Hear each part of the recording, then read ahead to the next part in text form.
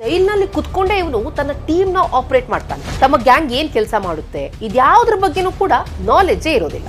ದೂರದ ಕೆನಡಾದಲ್ಲಿ ಕುತ್ಕೊಂಡೇನೆ ತನ್ನ ಗ್ಯಾಂಗ್ ನ ಇವನು ಆಪರೇಟ್ ಮಾಡ್ತಾನೆ. ಈ ಜೈಲಿನೊಳಗೆ ಕುತ್ಕೊಂಡು ಯಾವ ರೀತಿ ಮಾಸ್ಟರ್ ಪ್ಲಾನ್ ಮಾಡ್ತಾನೆ, ತನ್ನ ಗ್ಯಾಂಗ್ ಮೆಂಬರ್ಸ್ ಜೊತೆಗೆ ಯಾವ ರೀತಿ ಕಮ್ಯುನಿಕೇಟ್ ಮಾಡ್ತಾನೆ ಅನ್ನೋದಿದೆಯಲ್ಲ, that is something very interesting.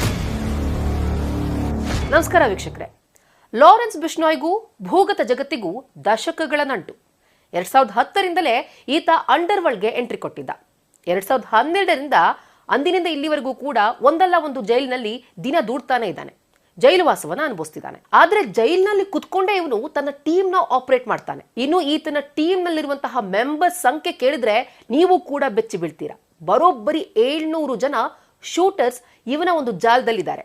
11 ರಾಜ್ಯ ಸೇರಿದಂತೆ ವಿದೇಶದಲ್ಲೂ ಕೂಡ ಇವನ ಒಂದು ಟೀಮ್ ಕೆಲಸ ಮಾಡ್ತಾ ಇದೆ. ಅಲ್ಲಿವರೆಗೂ ಈತನ ಜಾಲ ಹರಡ್ಕೊಂಡಿದೆ. ಈ 700 ಜನ ಶೂಟರ್ಸ್ ನಲ್ಲಿ 300 ಜನ ಪಂಜಾಬ್ನವರೇ.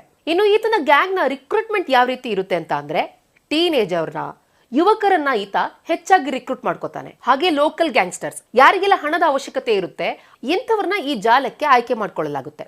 ನಿಮ್ಮನ್ನ ವೆಸ್ಟರ್ನ್ ಕಂಟ್ರೀಸ್ಗೆ ಕಳಿಸ್ತೀವಿ, ಕೆನಡಾದಂತ ದೇಶಗಳಿಗೆ ಕಳಿಸ್ತೀವಿ ಅಂತ ಹೇಳಿ ಪ್ರಾಮಿಸ್ ಮಾಡೋದ್ರ ಮೂಲಕ ಇವ್ರನ್ನ ರಿಕ್ರೂಟ್ ಮಾಡ್ಕೋತಾರೆ. ನೇರವಾಗೂ ರಿಕ್ರೂಟ್ ಮಾಡ್ಕೊಳ್ತಾರೆ, ಸೋಷಿಯಲ್ ಮೀಡಿಯಾ ಮೂಲಕನೂ ಕೂಡ ಇವ್ರನ್ನ ಆಯ್ಕೆ ಮಾಡ್ಕೊಳ್ತಾರೆ. ಹೀಗೆ ಯಂಗ್ ಶೂಟರ್ಸ್ ಏನು ಲಾರೆನ್ಸ್ ಬಿಷ್ನಾಯ್ ಗ್ಯಾಂಗ್ ನ ಸೇರ್ಕೋತಾರಲ್ಲ, ಲಾರೆನ್ಸ್ ಬಿಷ್ನಾಯ್ ಇವ್ರನ್ನ ಕೊಲೆ ಮಾಡಬೇಕು ಅಂತ ಹೇಳಿ ಸ್ಕೆಚ್ ಹಾಕಿರ್ತಾನೆ. ತಮ್ಮ ಟೀಮ್ ನ ಬಿಹಾಫ್ ಈ ಶೂಟರ್ಸ್ ಶೂಟ್ ಮಾಡ್ತಾರೆ. ಇನ್ನೊಂದು ವಿಚಾರ ಏನಪ್ಪಾ ಅಂತ ಅಂದ್ರೆ, ಈಗೇನು ಆಯ್ಕೆ ಆಗಿರ್ತಾರಲ್ಲ ಈ ಯುವಕರಿಗೆ ಯಾವ ಟೀಮ್ ನ ಜಾಯಿನ್ ಆಗಿದೀವಿ, ತಮ್ಮ ಗ್ಯಾಂಗ್ ಏನ್ ಕೆಲಸ ಮಾಡುತ್ತೆ ಇದ್ಯಾವುದ್ರ ಬಗ್ಗೆನೂ ಕೂಡ ನಾಲೆಡ್ಜೇ ಇರೋದಿಲ್ಲ. ಹೀಗಾಗಿ ಲಾರೆನ್ಸ್ ಬಿಷ್ನಾಯ್ ಗ್ಯಾಂಗ್ ಸದ್ದಿಲ್ಲದೆ ತಮ್ಮ ಕ್ರಿಮಿನಲ್ ಆಕ್ಟಿವಿಟೀಸ್ ನ ಕಂಪ್ಲೀಟ್ ಮಾಡ್ಬಿಡುತ್ತೆ.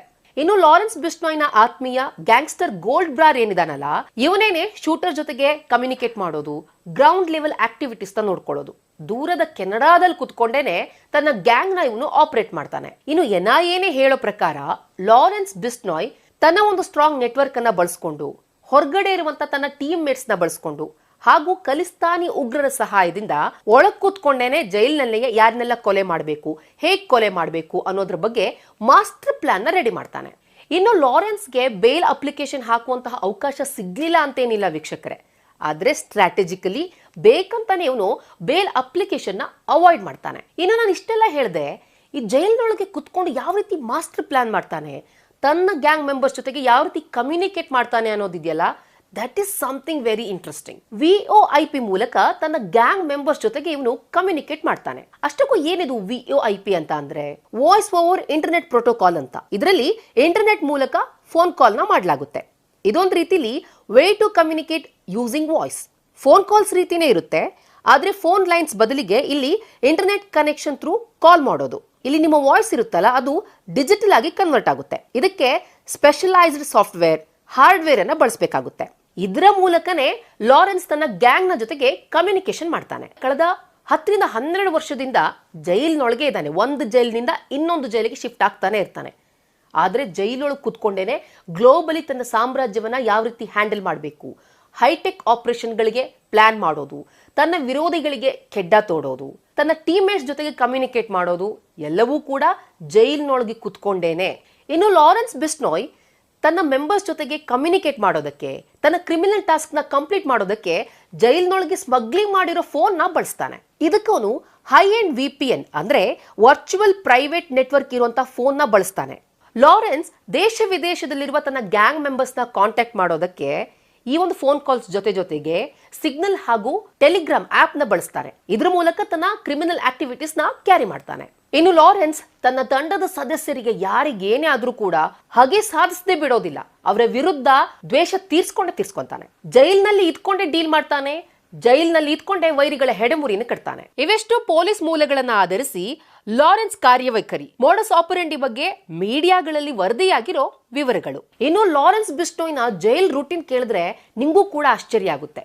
ಇಷ್ಟೆಲ್ಲ ಕ್ರಿಮಿನಲ್ ಆಕ್ಟಿವಿಟೀಸ್ ನಲ್ಲಿ ಇವನು ಇನ್ವಾಲ್ವ್ ಆಗಿದ್ರು ಕೂಡ ಈತ ಪಕ್ಕಾ ದೈವ ಭಕ್ತ. ಜೈಲಿನಲ್ಲಿದ್ರು ಕೂಡ ಹನುಮಾನ್ ಚಾಲಿಸವನ್ನ ಪಠಣ ಮಾಡೋದನ್ನ ಬಿಡೋದಿಲ್ಲ. ಇನ್ನು ಸ್ವಾತಂತ್ರ್ಯ ಹೋರಾಟಗಾರ ಭಗತ್ ಸಿಂಗ್ ಅಂದ್ರೆ ಈತನಿಗೆ ಅಚ್ಚುಮೆಚ್ಚು. ಆಗಾಗ ಭಗತ್ ಸಿಂಗ್ ಟಿ ಶರ್ಟ್ ಕೂಡ ಧರಿಸ್ತಿರ್ತಾನೆ. ಇನ್ನೊಂದ್ ಕಡೆ ಬ್ರಹ್ಮಚರ್ಯವನ್ನ ಪಾಲಿಸ್ತಾನೆ, ಏಕದಳವನ್ನು ಕೂಡ ಸೇವಿಸೋದಿಲ್ಲ. ವೀಕ್ಷಕರೇ, ಲಾರೆನ್ಸ್ ಬಿಷ್ನಾಯ್ ಬಗ್ಗೆ ಇನ್ನೊಂದು ತುಂಬಾ ಆಶ್ಚರ್ಯಕರ ಹಾಗೂ ಇಂಟ್ರೆಸ್ಟಿಂಗ್ ಮ್ಯಾಟರ್ ಏನಪ್ಪಾ ಅಂತ ಅಂದ್ರೆ, ಇವನು ಯಾರನ್ನಾದ್ರೂ ಕೊಲೆ ಮಾಡೋಕು ಮುಂಚೆ ಮೌನಾಚರಣೆಯನ್ನ ಮಾಡ್ತಾನಂತೆ. ಯಾರೊಂದಿಗೂ ಕೂಡ ಮಾತನಾಡೋದಿಲ್ಲ ಅಂತೆ. ಸೊ ಮೊನ್ನೆ ಬಾಬಾ ಸಿದ್ದಿಕಿ ಕೊಲೆ ಆದಾಗ್ಲೂ ಕೂಡ ಲಾರೆನ್ಸ್ ಬಿಸ್ನಾಯ್ ಮೌನಾಚರಣೆ ಮಾಡಿದ್ದಂತೆ.